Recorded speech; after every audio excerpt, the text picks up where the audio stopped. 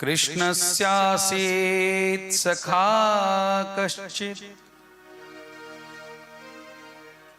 ब्राह्मणो ब्रह्मवित्तमः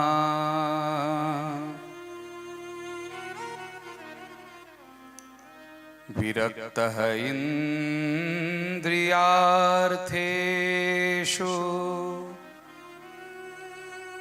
प्रशान्तात्मा जितेन्द्रियः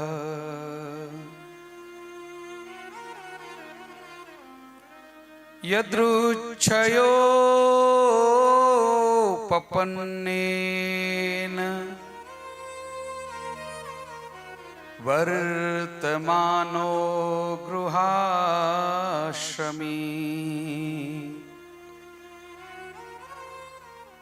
तस्य भार्या कुचैलस्य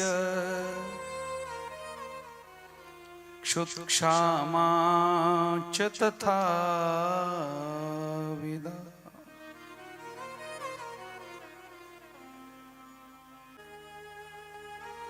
परीक्षित ने सुखदेव जी से पूछा, भगवान श्री कृष्ण के एक परम सखा रहे, सुदामा जिनका नाम रहा। सुदामा जी का चरित्र मैं आपके श्रीमुख से विस्तार पूर्वक सुनना चाहता हूं। सुखदेव जी महाराज वर्णन करते हैं, राजन, सांदीपनी आश्रम में कृष्ण और सुदामा ये दोनों एक साथ शिक्षा ग्रहण कर रहे थे। और भी बहुत सारे मित्र थे, लेकिन कृष्ण और सुदामा की मैत्री जग प्रसिद्ध हो गई। परीक्षित, आज भी किसी को यदि मैत्री का उदाहरण दिया जाए तो यही कहा जाता है कि मित्रता कैसी हो, कृष्ण और सुदामा की जैसी। गुरुकुल में दोनों मित्र साथ में रहते, साथ में भोजन करते, एक दूसरे के कपड़े भी पहन लेते, समिधा लाने के लिए जाते तो दोनों साथ में जाते, गुरु सेवा करने बैठते दोनों साथ बैठते, भोजन करते दोनों साथ बैठते। कुछ ही समय में कृष्ण ने अपनी विद्या पूर्ण की और आज भगवान श्री कृष्ण के विद्या पूर्ण करके मथुरा जाने का दिन है। कृष्ण बड़े प्रसन्न हैं, लेकिन सुदामा एकांत में बैठ करके अश्रुपात करता है। आज कृष्ण मुझे छोड़कर चले जाएंगे।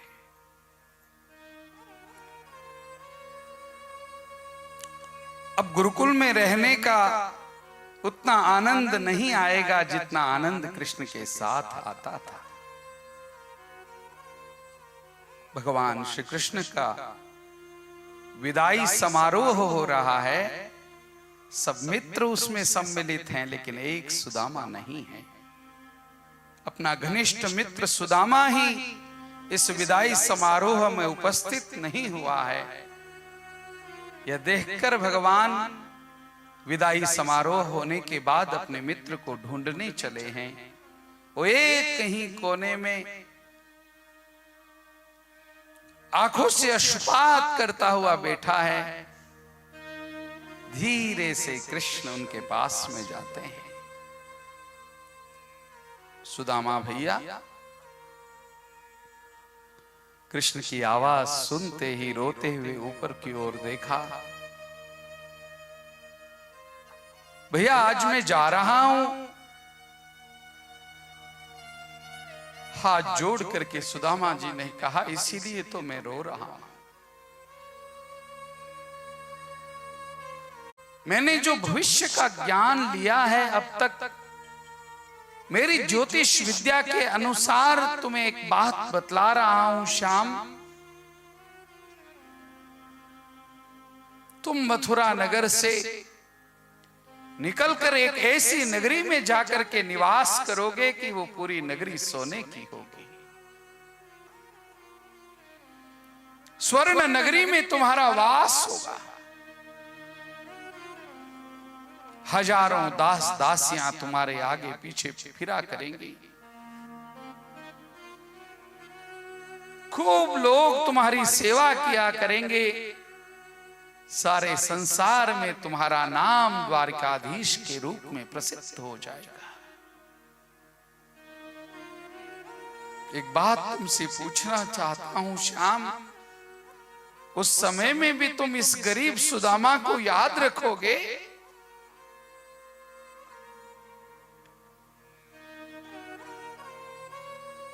भगवान श्री कृष्ण ने कहा, ब्रह्म वाक्यम जनार्दनम, आपने जो कह दिया वो सत्य होने वाला है भैया।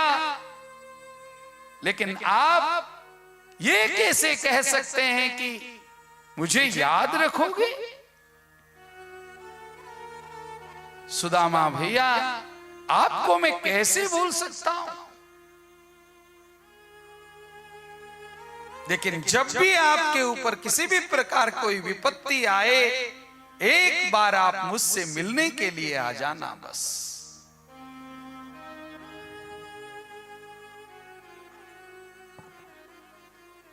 सुदामा जी का हाथ अपने हाथ में लेकर, मैं आपको कभी नहीं भूल पाऊंगा कहकर भगवान वहां से चले।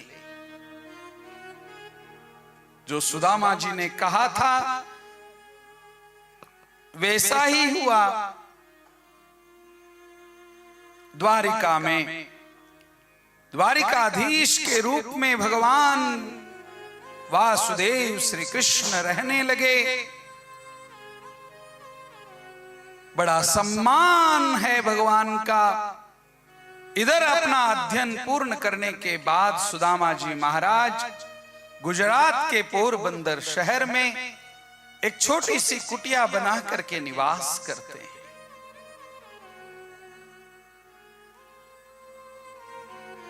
इन्होंने अपने जीवन में एक व्रत लिया है कि मैं ब्राह्मण हूं, अपने जीवन में कभी किसी से कुछ मांगूंगा नहीं।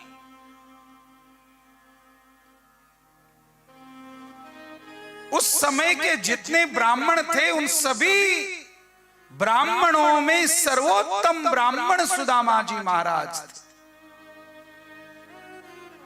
सुखदेव जी को यह कहना पड़ा कि ब्राह्मणों ब्रह्मवित्तमः, केवल ब्राह्मण नहीं। ब्राह्मण किसे कहते हैं? ब्रह्म जानाति ब्राह्मणः, जो ब्रह्म को जानता है वो ब्राह्मण है। नाम के ब्राह्मण नहीं सुदामा जी महाराज, ब्रह्म को जानने वाले ब्राह्मण हैं। ब्रह्मवित्तमः, उनकी दृष्टि केवल ब्रह्म की ओर है।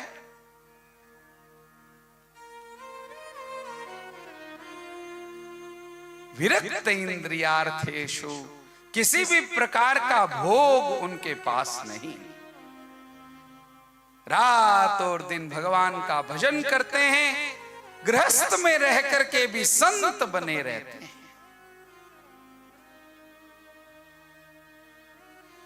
अकेले होते तो कोई बात नहीं, पत्नी है, 2 बच्चे हैं,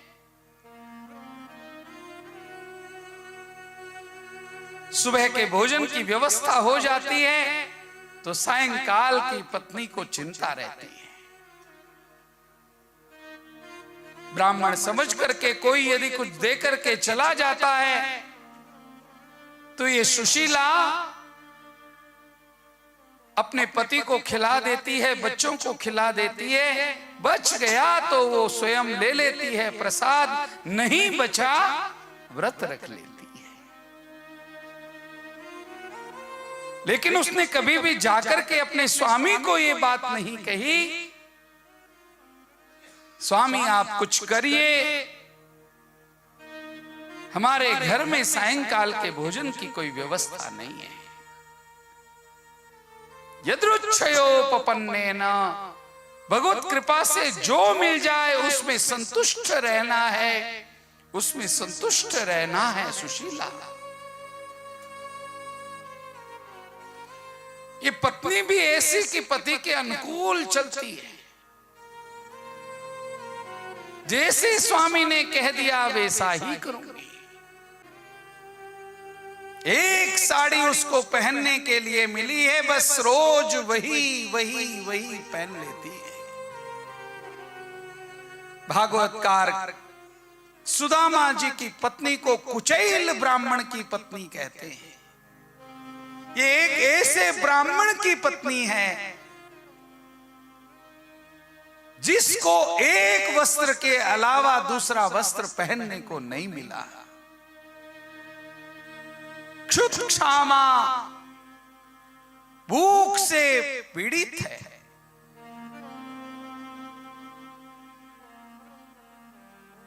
छोटे छोटे बच्चे जब भूखे होते हैं मां के पास आते हैं, मां से आकर के कहते हैं मां बहुत भूख लगी है। मां उनको अपने पास में बिठा करके इधर की कहानी उधर की कहानी सुनाती है, लेकिन कहानी सुनाने से कोई पेट तो नहीं भरता।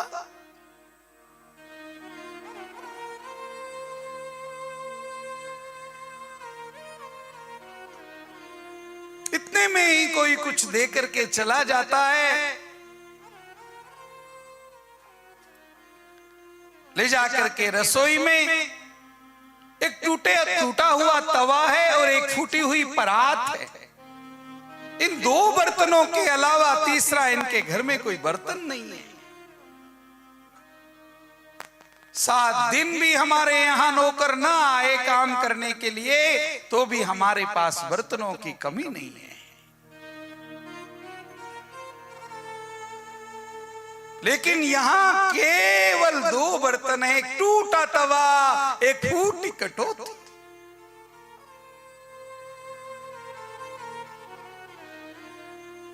जो कुछ ब्राह्मण को भिक्षा के रूप में बिना मांगे प्राप्त हुआ है वो अपने बच्चों को खिलाकर उनको संतुष्ट कर देती है। मैं भूखी हूं कह करके अपने स्वामी के पास नहीं पहुंचती।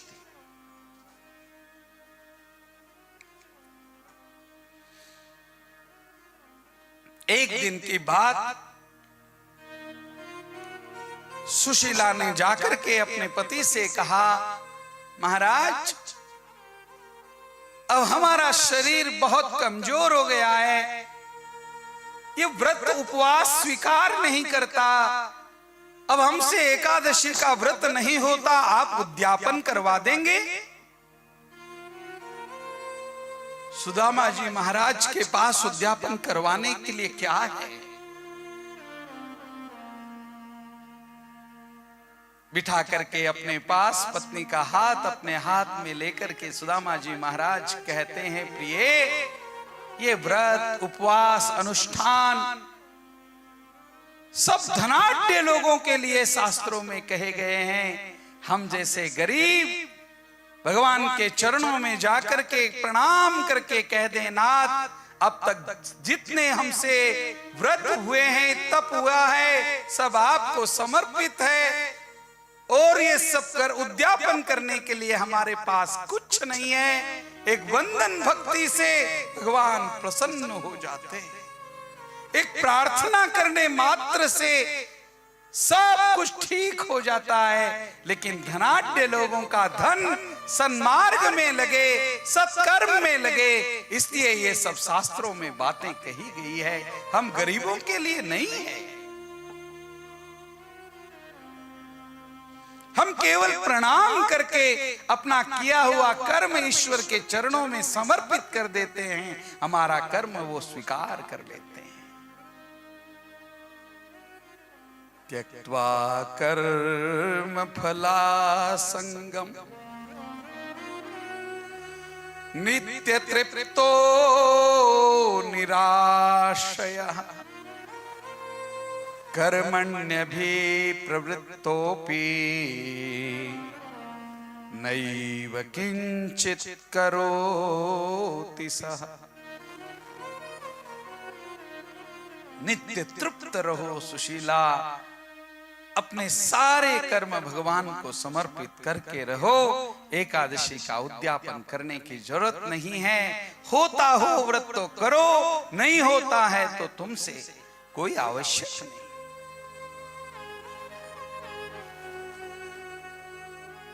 चित्त के शुद्धि की बात है प्रिय। जिसका चित्त शुद्ध हो गया है उसको कुछ करने की आवश्यकता नहीं है। चित्त शुद्धि के लिए व्रत है, उपवास है, अनुष्ठान है, पूजा है, पाठ है, जप है, तप है। इसका चित्त पवित्र हो गया, शुद्ध हो गया, जो नित्य तृप्त रहना सीख लिया, उसको कुछ भी करने की आवश्यकता नहीं। मीठा उत्तर दिया सुदामा जी महाराज ने, चली गई। एक बार फिर आई दोबारा, स्वामी सब लोग तीर्थ यात्रा कर रहे हैं और मानव जीवन पाकर के एक बार तो भी तीर्थों में जाकर यात्रा करनी चाहिए ना। हम कहीं नहीं गए हैं। सुदामा जी महाराज ने कहा, प्रिय तीर्थ में जाने के लिए तो चलो हम पैदल भी चल सकते हैं, लेकिन तीर्थ में जाने के बाद तीर्थ में स्नान करके ब्राह्मणों को भोजन करवाना पड़ता है। तीर्थ में जाने के बाद दान दक्षिणा देनी पड़ती है। अपने पितरों के निमित्त पिंडदान तर्पण करना पड़ता है। तर्पण पिंडदान करने वाले ब्राह्मणों को दक्षिणा देनी पड़ती है। ये सब करने के लिए हमारे पास क्या है?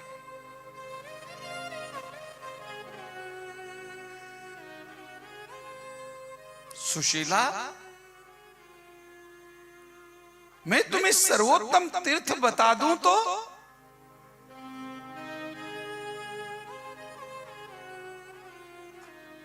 अपने मन को शुद्ध बनाना ये सर्वोत्तम तीर्थ है सुशीला।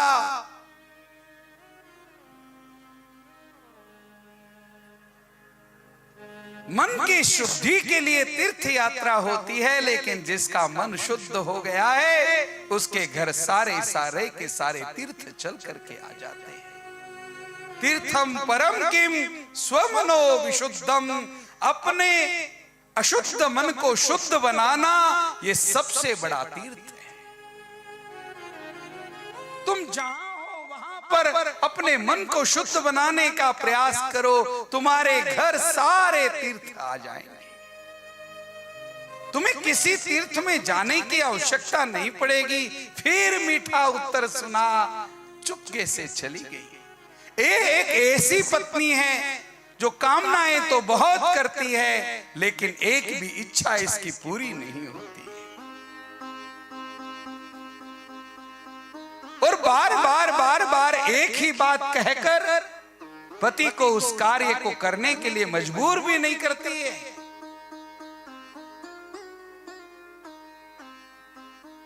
एक बार स्वामी ने जिस बात के लिए मना कर दिया, उस बात को लेकर फिर अपने जीवन में कभी भी ये नहीं गई है सुदामा जी के पास।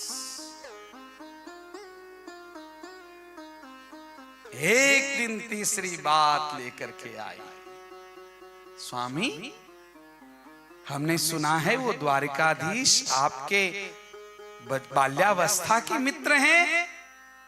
जो ही द्वारिकाधीश का नाम सुना हर्षित हो गए सुदामा जी महाराज।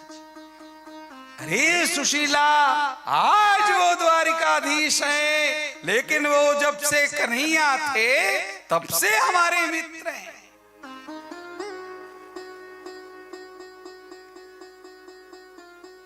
हम दोनों साथ में भोजन करते थे, साथ में सोते थे। कभी मेरे कपड़े वो पहन लेता, कभी मैं उसके कपड़े पहन लेता। ये चावासार्थ पार्थमसत्कृतोऽसि विहार सय्या सन भोजनेषु। उसके जीवन की हर कृति हमारे साथ होती।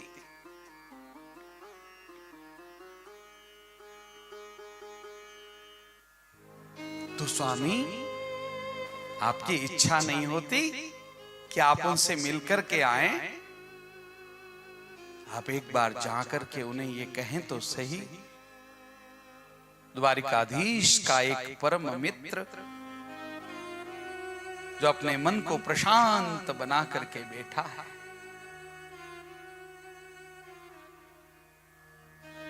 ब्राह्मणों में सर्वोत्तम ब्राह्मण है, लेकिन उसको सायंकाल के भोजन की व्यवस्था के लिए विचार करना पड़ता है।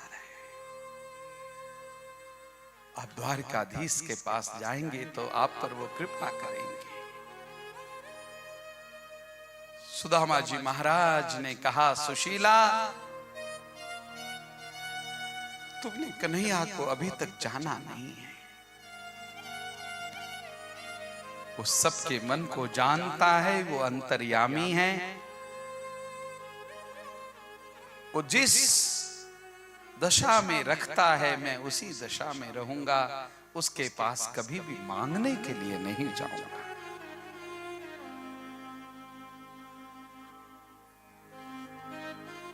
सुशीला चली गई।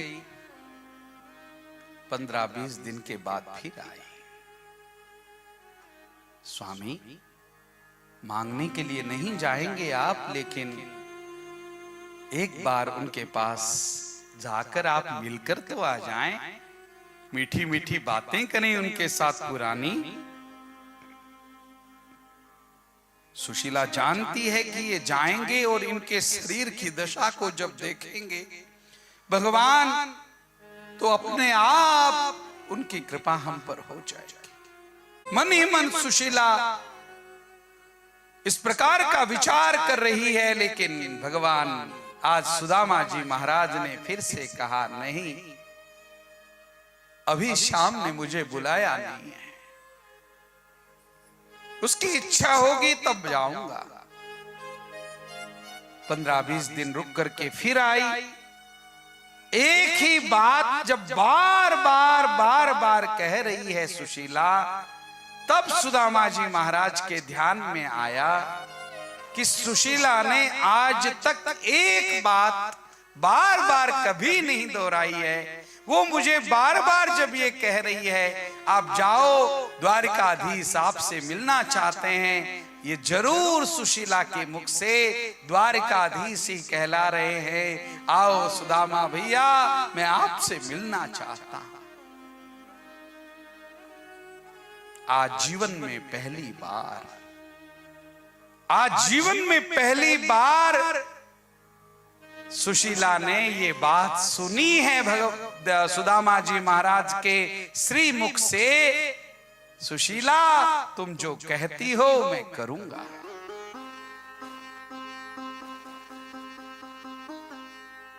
तुम द्वारिकाधीश के पास जाने के लिए कह रही हो ना, मैं जाऊंगा। हाथ जोड़ करके सुशीला ने कहा, स्वामी, आप जाएंगे, मेरे देवर जी से मिलेंगे, वो आपको पूछेंगे क्या लाए हो, आप क्या ले जाओगे उनके लिए? सहजता से कह दिया सुदामा जी महाराज, में घर में जो होगा दे दो। घर में क्या था?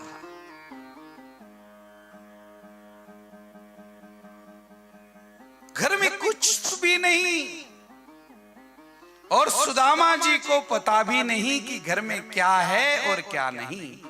वो भजनानंदी है, भजन में ही रहते हैं। भोजन कभी मिल जाता है तो ठीक, नहीं मिलता और ज्यादा भजन करके आनंद लेकर सो जाते हैं। जो लोग कहते हैं भूखे भजन न हो गोपाला, ये रो तुमरी कंठी माला, वो कंठी माला भगवान को ही देके रखते हैं, भजन नहीं कर सकते। विपत्ति की अवस्था में भी जो भगवान का भजन करता है वो भगवान का भक्त कहलाता है।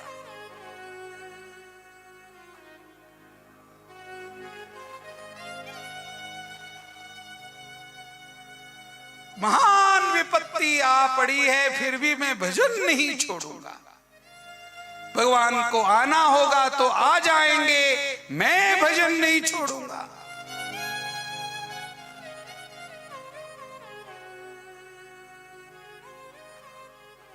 खाने को पेट में कुछ नहीं है, भजन क्या करे, आप भजन नहीं कर पाएंगे। भजन यही भोजन है संतों का।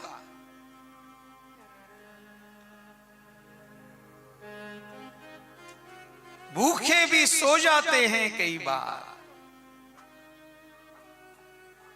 आज सुशीला ने को जब ये कहा कि घर में कुछ है तो दे दो, घर में क्या था, एक टूटा तवा, एक फूटी कटोती, इसके अलावा और कुछ नहीं।